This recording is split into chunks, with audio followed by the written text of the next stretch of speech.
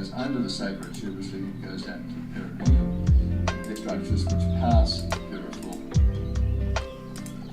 and they're accompanied by.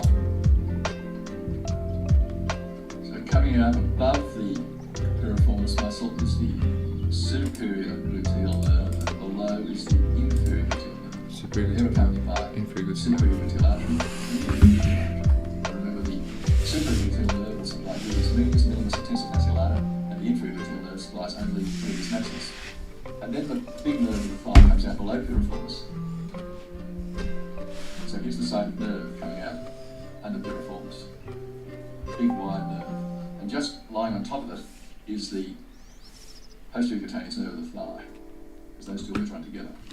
So just to recap, through the lesser foramen,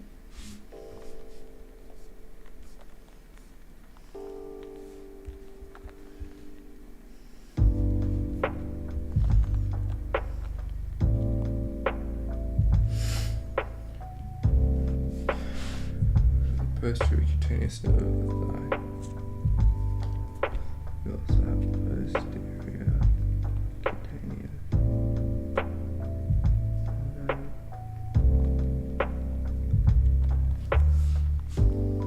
And we have the three muscles, superior, inferior gemellus, and obturator internus. And through the greater foramen, we have the piriformis muscle, and above it is the superior gluteal nerve and artery, and the inferior gluteal nerve and artery. And then we've got to mention four other structures which pass across the sacrospinous ligament, going from the greater foramen under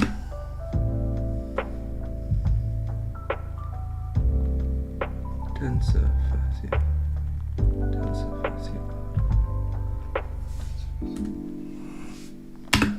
across the sacrospinous ligament, which is anterior, and passing down here into the perineum. So they've gone out the greater and in the lesser, but don't think it's doing a U-turn, it really just takes a straight line down. So we have here the most medial structure, the pudendal nerve. Pudendal nerve. Goes across the sacrospinous ligament, goes under the sacrotuberous ligament, goes down to the perineum. Then we have the internal pudendal artery, so that's the same. And then we have two other small nerves, the nerve to obturator internus and the nerve to quadratus femoris.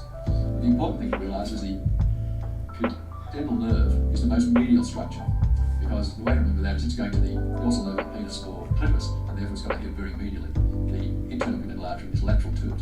So there are two structures coming out, the greater sacral foramen and going in the lesser. That's the pudendal nerve and the internal pudendal artery.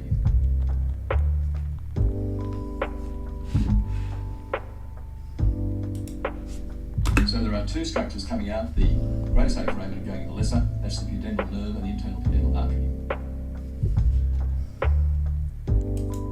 So the penis or clitoris, and therefore it's got to head very medially.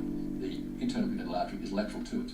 So there are two structures coming out, the greater sacral foramen or clitoris, and therefore it's going to head very medially. The nerve is the most medial structure, because the way to remember that is it's going to the dorsal nerve of the penis or clitoris, and therefore it's going to head very medially. The internal pudendal artery is lateral to it. So there are two structures coming out, the greater sacral foramen and going in the lesser. That's the pudendal nerve and the internal pudendal artery. Pudendal nerve, internal pudendal artery goes to form the dorsal nerve of the penis plus clitoris. It's the internal pudendal artery. So we have the piriformis muscle, which has the superior gluteal nerve, the inferior gluteal nerve, and also a superior gluteal artery and inferior gluteal artery. So we have a lesser sciatic foramen, which is formed between the sacrum, the sacrospinous, and the greater sciatic foramen. So in the piriformis, we have obturator internus, nerve to obturator.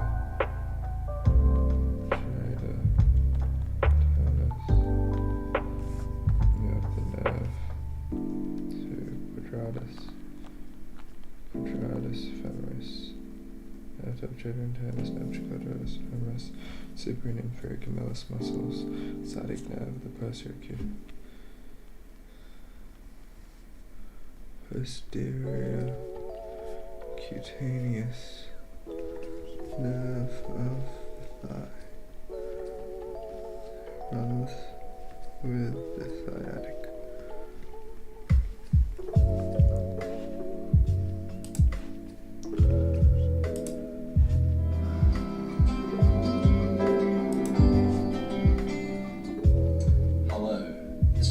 Video to help you understand the bones of the foot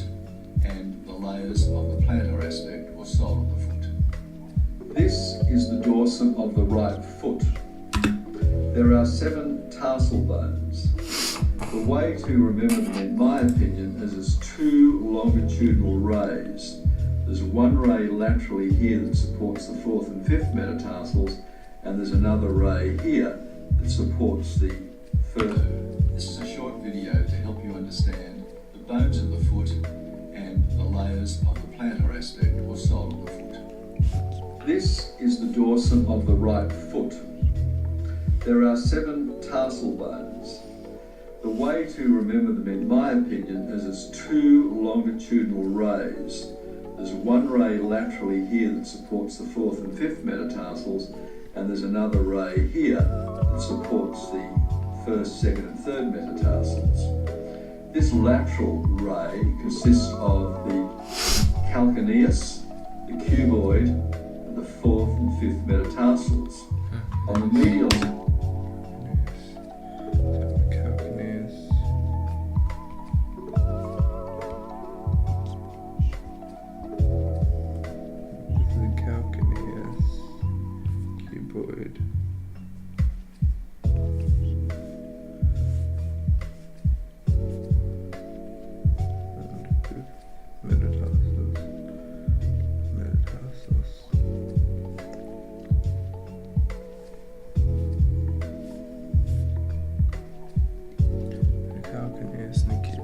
side we have the talus,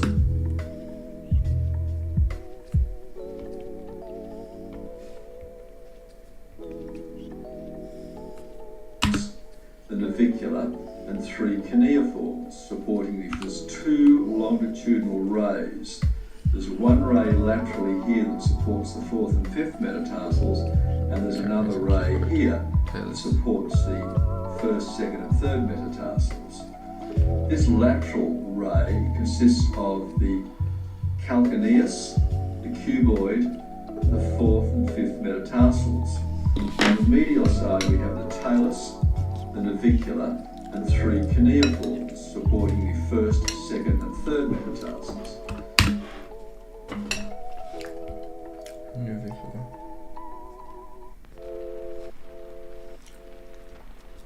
Cuneiforms. Cuboid. Calcaneus, talus, cuboid. 3 cuneiforms medially, talus, navicular.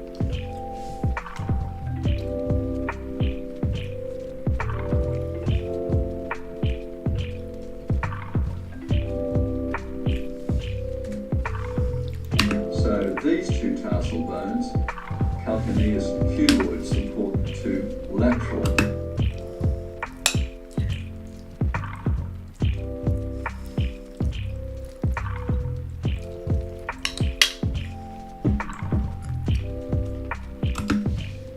Metatarsals, and these 5 bones, talus, navicular, and 3 cuneiforms, medial, intermediate, lateral, form support for the 3 medial metatarsals, the 1st, 2nd and 3rd. Interesting, the word cuneiform means wedge shaped, so these are larger dorsally than they are on the plantar aspect, causing an arch. Navicular means boat, which is boat shaped,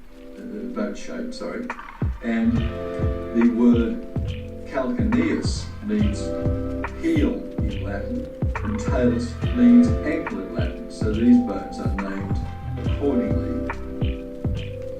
There's a few features to note on the dorsal aspect. First of all, look at this articular surface, the trochlea on the talus. Notice how it's wider anteriorly than it is in its narrower posterior.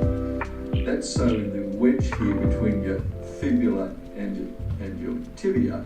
When your foot is plantar flexed, you can evert and invert, but when your foot is dorsiflexed, this wedge is filled up and is tight, and you can't invert and evert your foot. Remember, the fibula comes further down the ankle joint than the tibia, and that's why the articular facet here is quite large, whereas on the medial side of the tibia it's smaller. Note here the styloid process of the 5th metatarsal, where the peroneus brevis insert, plantar flexed, you can evert and invert.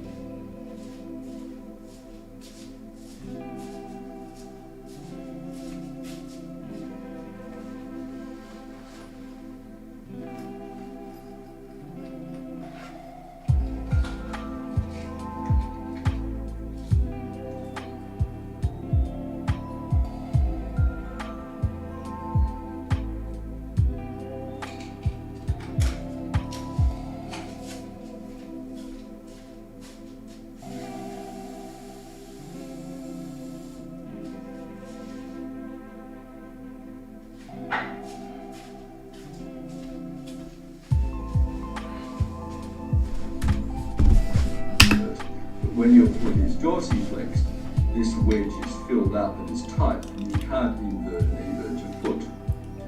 Remember, the fibula comes further down the ankle joint than the tibia, and that's why the articular facet here is quite large, whereas on the medial side of the tibia it's smaller.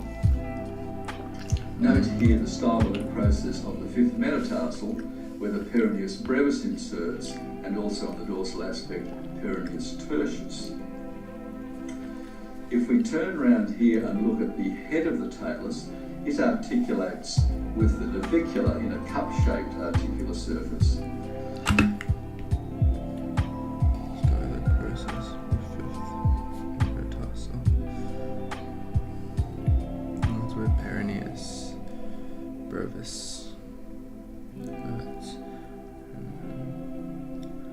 Peroneus tertius insertion.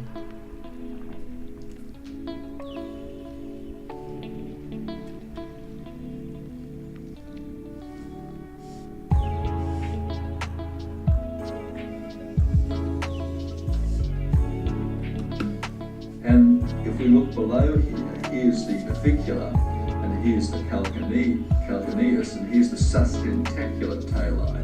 This is the part of the calcaneus that sustains or supports the talus. But there's a gap between here and here, and this is filled with a spring ligament. So this articular surface can articulate with the navicular, the spring ligament, and supported by the sustentacular tali.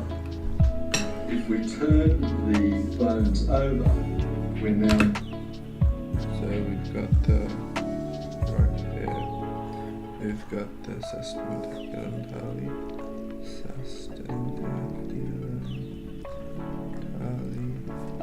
we've got the talus navicular,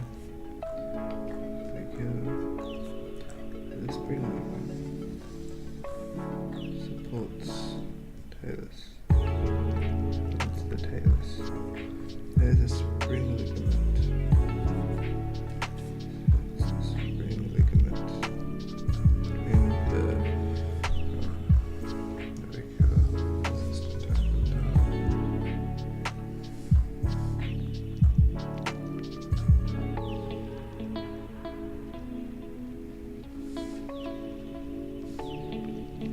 I'm looking at the plantar aspect of the right foot, which is likely to be the palm of your right hand.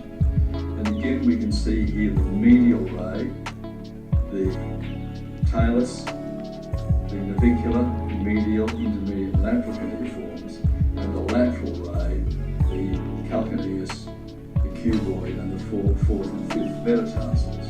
There's just a few bony points to point out here. Here is the medial lateral tubercles on the calcaneus for attachments to some of the small muscles of the foot. You have the peroneus brevis inserting here in the styloid process of the fifth metatarsal. You have this groove here in the cuboid for peroneus longus to come round laterally around the foot, go across medially to support the foot, and it inserts into the base of the first metatarsal and the nearby part of the medial cuneiform. There is also here the tubercle on the navicular for the attachment and insertion of tibialis posterior. And notice a groove here for flexor hallucis longus.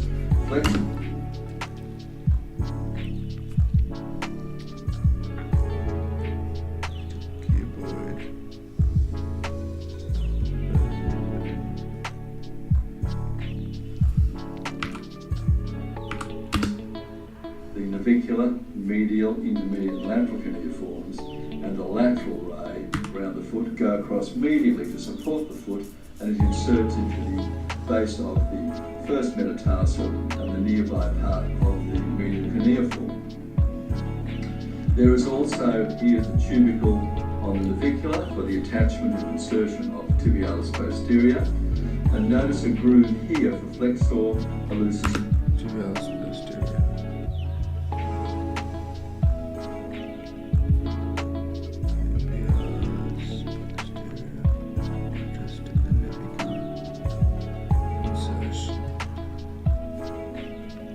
longus. Flexor hallucis longus grooves three bones. It grooves the back of the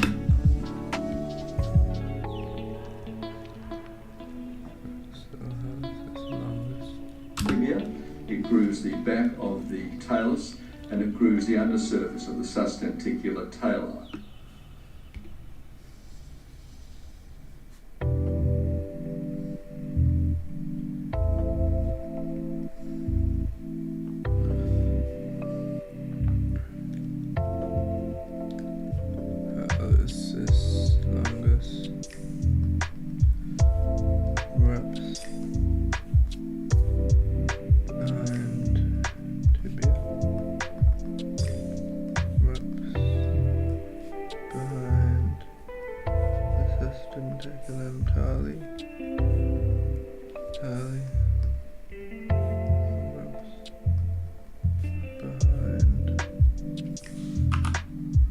Insert into we'll now go to the 4 layers of the foot and the nearby part of the medial cuneiform. There is also, here's the tubercle on the navicular for the attachment and insertion of tibialis posterior. And notice a groove here for flexor hallucis longus.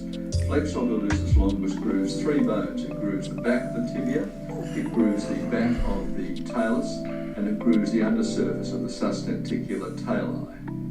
We'll now go to the 4 layers of the foot. It might help if you realise that some of these small muscles of the feet are visceral. Okay, so we've got the calcaneus, cuboid, and 4th and 5th fossils. Calcaneus, cuboid is the lateral ray, and the medial ray, which is talus fibula, and the talus navicular. Calcaneus, cuboid is the lateral ray, talus navicular is the medial ray.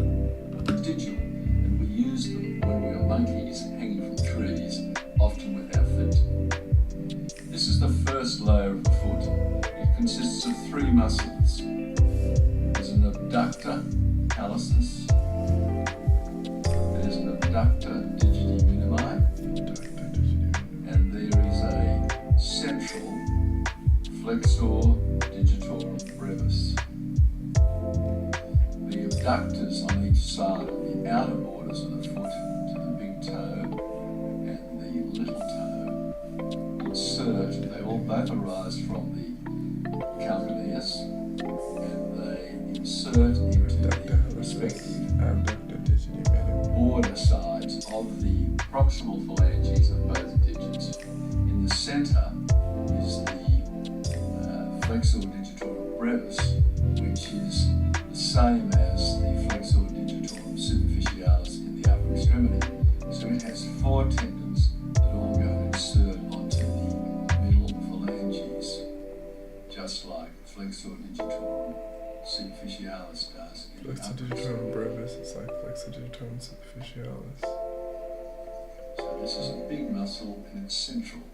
And some people remember this first layer of the foot by saying it has the AFA, because the third layer of the foot has FAF. So this is an abductor.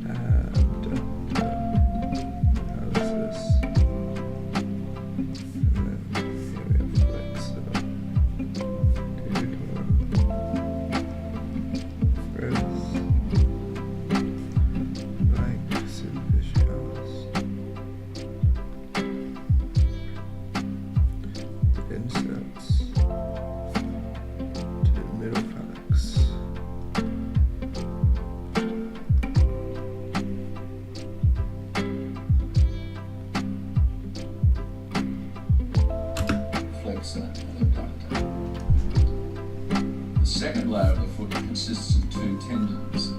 There is the long flexor to the big toe, which goes to the distal phalanx, flexor hallucis longus, and there's a long tendon that goes as part of flexor digitorum longus, and this crosses superficially and then divides into 4 slips that go to the distal phalanges of each toe.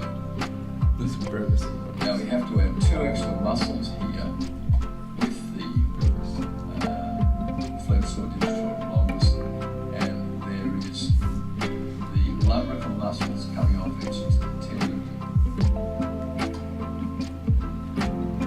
Going around to the extensor expansion, and there is flexor accessorius, which comes from the calcaneum and is said to pull the line here of the main tendon more in line with its rays, its digits that it has to flex. We now pulls coming off each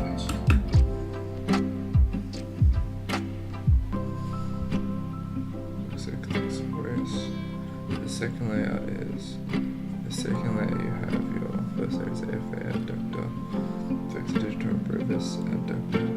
This is your flexor digitorum longus, flexor hallucis longus. And this is your flexor digitorum longus.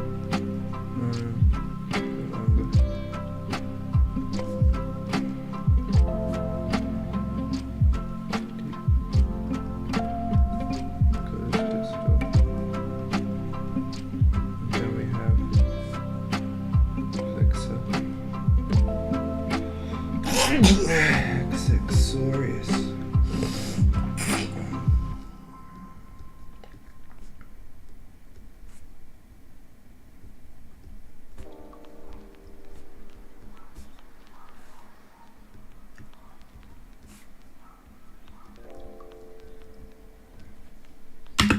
tendon. Flexor accessorious.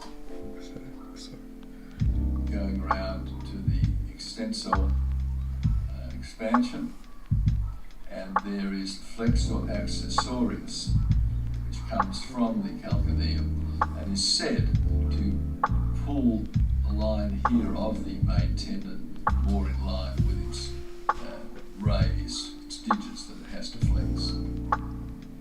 We now come to the third layer of the foot with 3 more intrinsic muscles. You remember the first layer was abductor, flexor, abductor, AFA. In the third layer of the foot, the 3 muscles are FAF. So there's a short flexor of the big toe,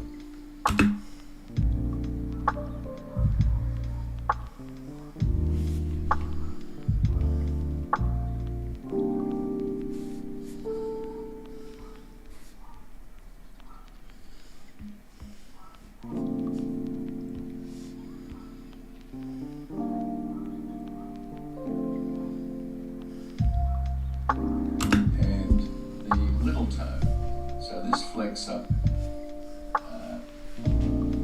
comes and goes to the proximal phalanx of the hallux. And the short flexor to the little toe inserts into the proximal phalanx of the little toe. There's an adductor, so the A in the middle stands for adduction, and there's an adductor of the big toe. And the adductor is here, and it comes across. It has a oblique head and a transverse head that inserts into this side of the proximal phalanx of the great toe. The fourth layer of the foot consists of 2.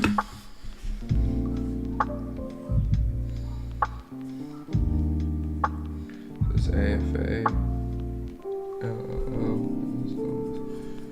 longus, lumbricals, and flexor accessorius. So it's being the first layer is AFA, adductor, flexor digitorum, brevis. Second layer is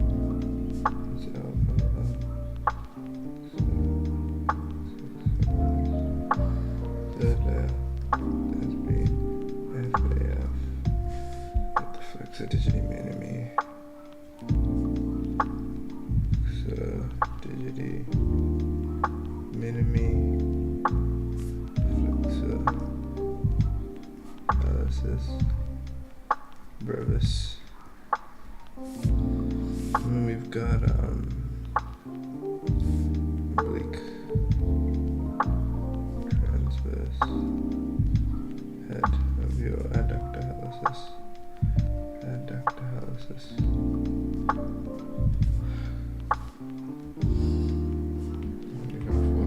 Two more tendons. The peroneus longus comes through in the groove here on the cuboid and inserts into the base of the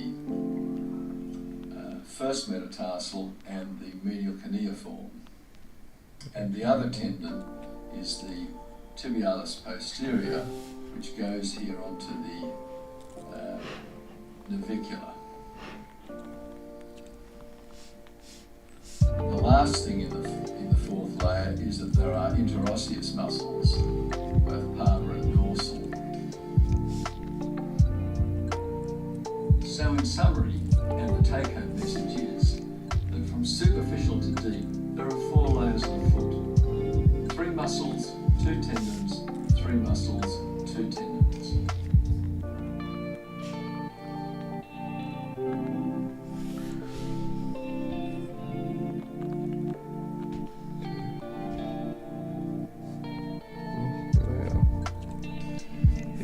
Tibialis posterior. It's going to insert onto the medial right. This is the navicular. This is peroneal longus. Attaches to first metatarsal. So, medial cuneiform, longus. So you have 4 layers of the foot, from deep to superficial. We've got FAF, we've got the flexor, digiti AFA. So the first superficial layer, superficial to deep. 3 muscles. We've got AFA, which stands for abductor digiti minimi. We've got flexor digitorum longus.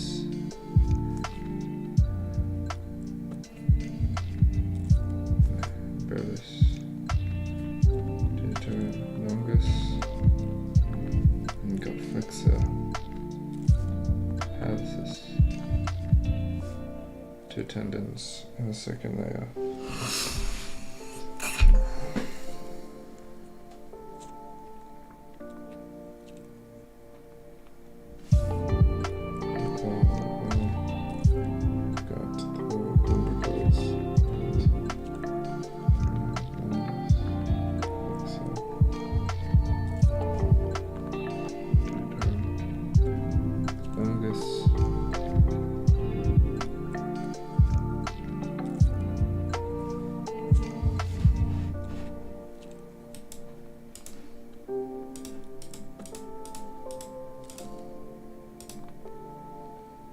Adductor hallucis, adductor digiti minimi.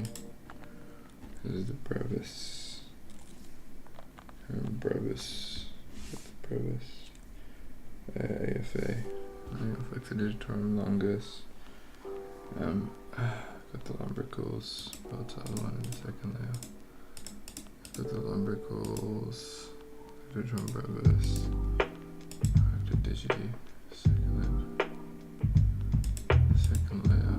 We've got the flexor hallucis longus.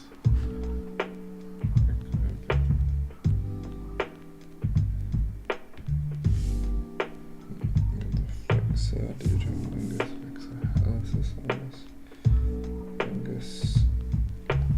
We've got the lumbricals, and we've got the flexosaurus.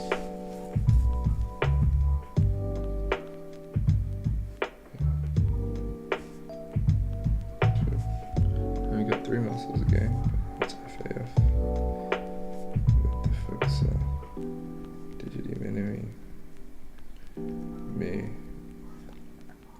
adductor hallucis, the flexor hallucis.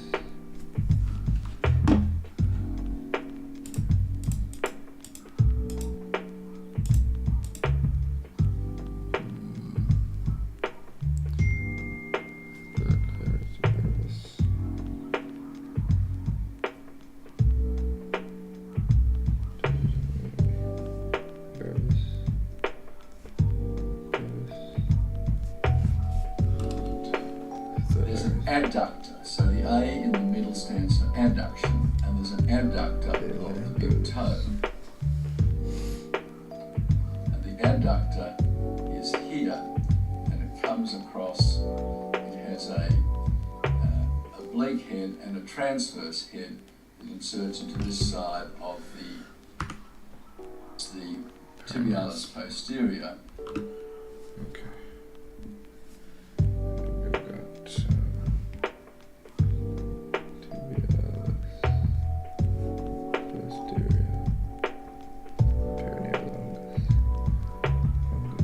AFA, we've got abductor digiti minimi, we've got abductor hallucis flexor digitorum brevis, and then in the second layer we've got two tendons. You've got your flexor digitorum longus and flexor hallucis longus, as well as the lumbricals, extensive expansion. We've also got the third layer, which is your abductor hallucis longus, abductor digiti minimi longus, brevis, exhaustive brevis, abductor digiti minimi brevis. Also got your adductor hallucis oblique and heads to posterior,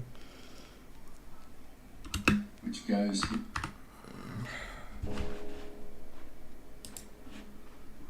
Oh my god, 3 minutes, 6 minutes, 7 minutes. Compartments of the thigh. Conjoint tendon, transversus abdominis. Head knee.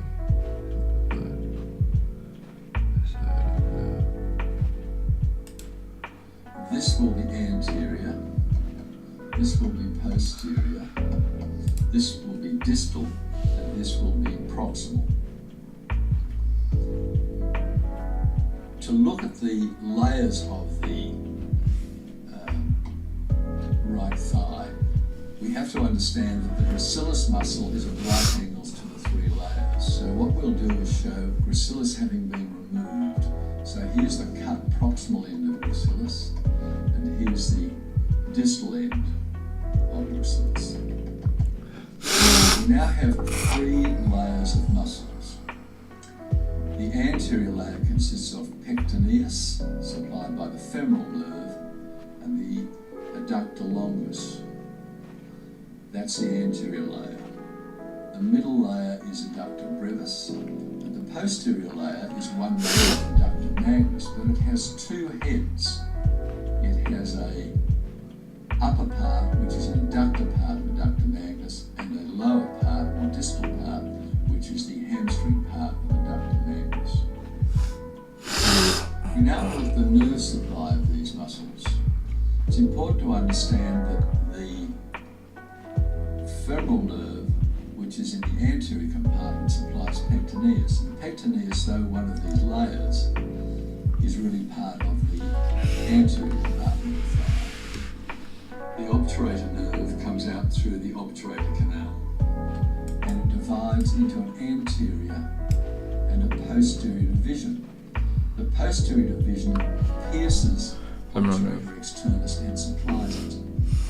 The anterior division of the obturator nerve passes down between the first and second layers and supplies gracilis and supplies adductor longus and adductor brevis. The posterior division, having supplied obturator externus as it comes out, only supplies the adductor part of adductor magnus. The hamstring part of adductor magnus is supplied by the sciatic nerve because it's in the posterior. It's a muscle in the posterior hamstring.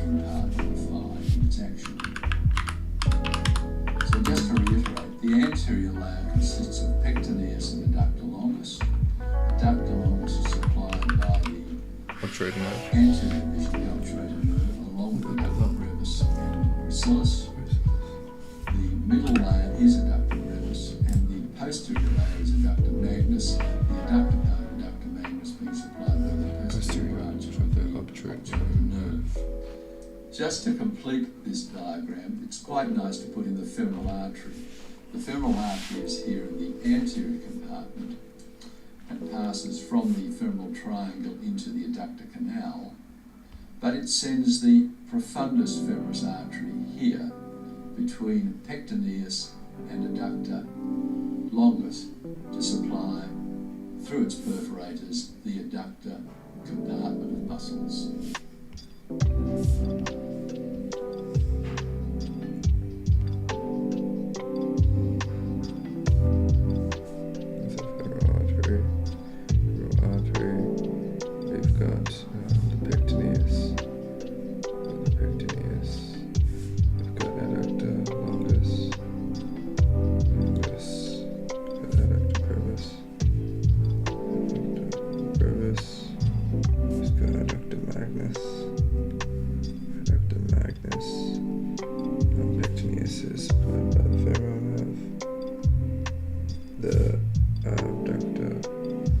Adductor longus is supplied by the obturator nerve of the anterior division, and the posterior division supplies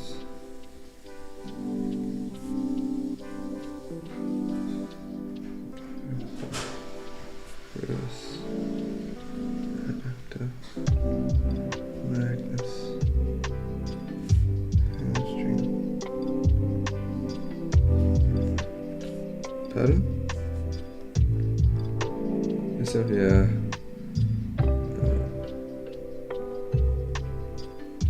Magnus, eaglesatic.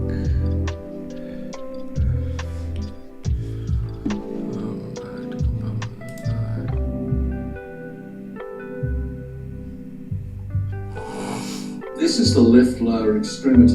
Here's the little toe. The fibula will be on this side laterally. And here is the leg from the knee to the ankle.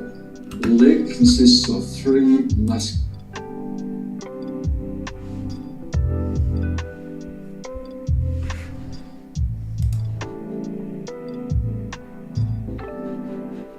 Compartments. Here's the subcutaneous border of the left tibia. Here's the anterior compartment with three muscles. Here's the lateral or fibular compartment with two muscles. And if we turn the specimen over, here is the posterior compartment, and you can see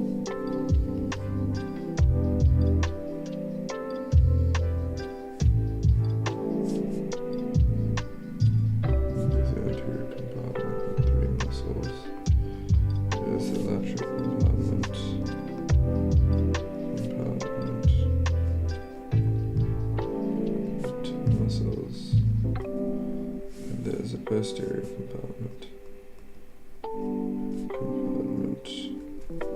The Achilles of the gastroc going down to the Achilles tendon. The posterior compartment has many muscles. This is the anterior compartment going from the subcutaneous border of the tibia laterally till it hits the fibular compartment. The anterior compartment consists of three muscles. Here is tibialis anterior going down to the base of the first metatarsal and the medial cuneiform. Deeply, here is extensor lucis longus. This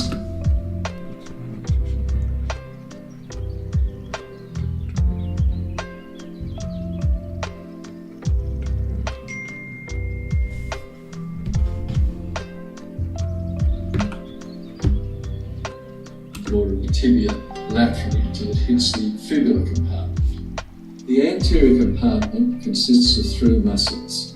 Here is tibialis anterior going down to the base of the first metatarsal. So we've got tibialis anterior, tibialis anterior, it's going to the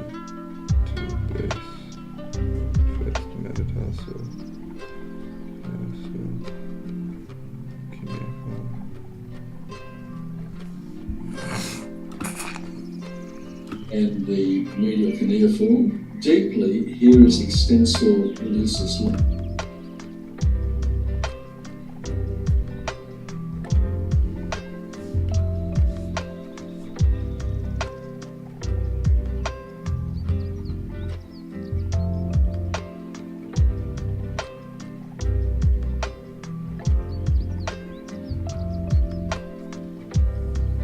Longus, this tendon here laterally till it hits the fibular compartment. The anterior compartment consists of three muscles. Here is tibialis anterior going down to the base of the first metatarsal and the medial cuneiform. Deeply, here is extensor lucis longus, this tendon, which is going down to the great toe to extend the distal phalanx. And the third and most lateral muscle is the extensor digitorum longus, going to extend the other four toes. The three muscles of the anterior compartment to me are logical. Tibialis anterior to extend the ankle, dorsiflex the foot.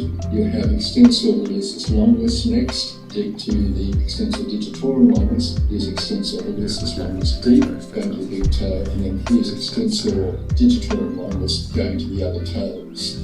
Lastly, there is the fibularis tertius, this little tendon here going to the dorsal surface of the styloid process of the fifth metatarsal, and it's really the lowest fibers of extensor digitorum longus. They don't go to a toe. Fibularis tertius goes to the base of the fifth metatarsal.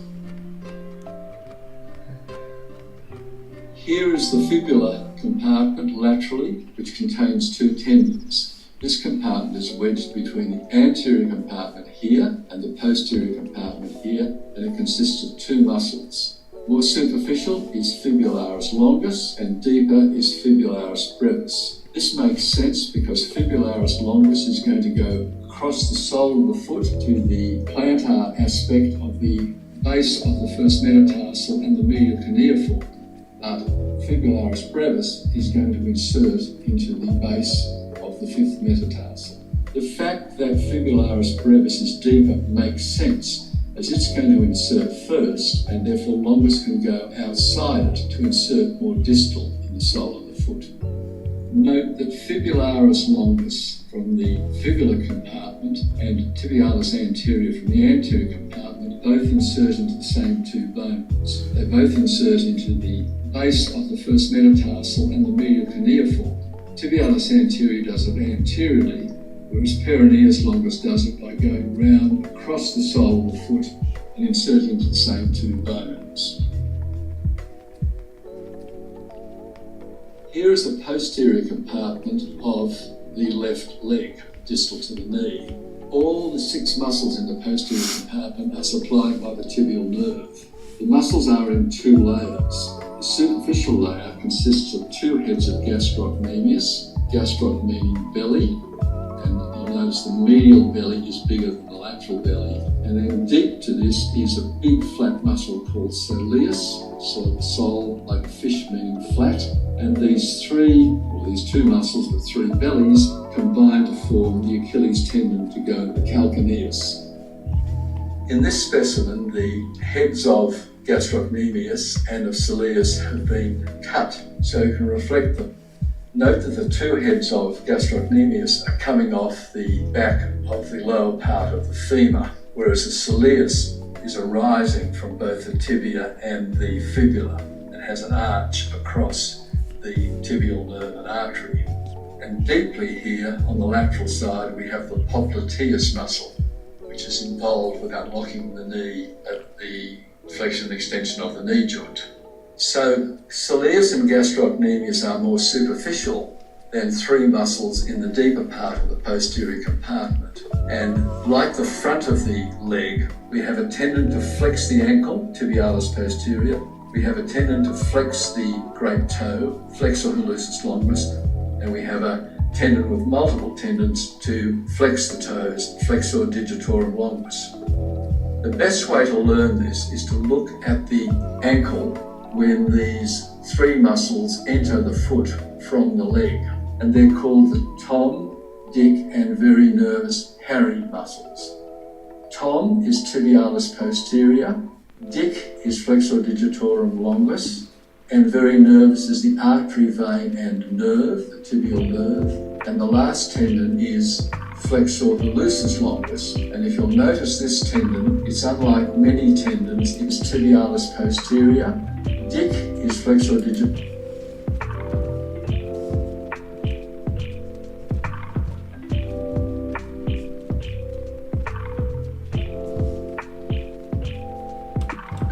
longus,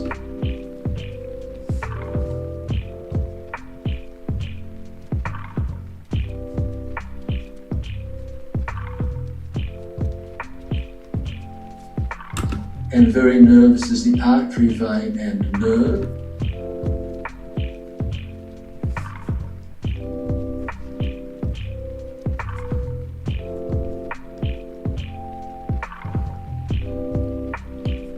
The tibial nerve. And the last tendon is flexor hallucis longus. And if you'll notice this tendon, it's unlike many tendons in that it has muscle right to the heel. And the expression is flexor hallucis longus has beef to the heel like a Mullingar heifer. Mullingar is a place in Ireland and heifer's a type of cattle.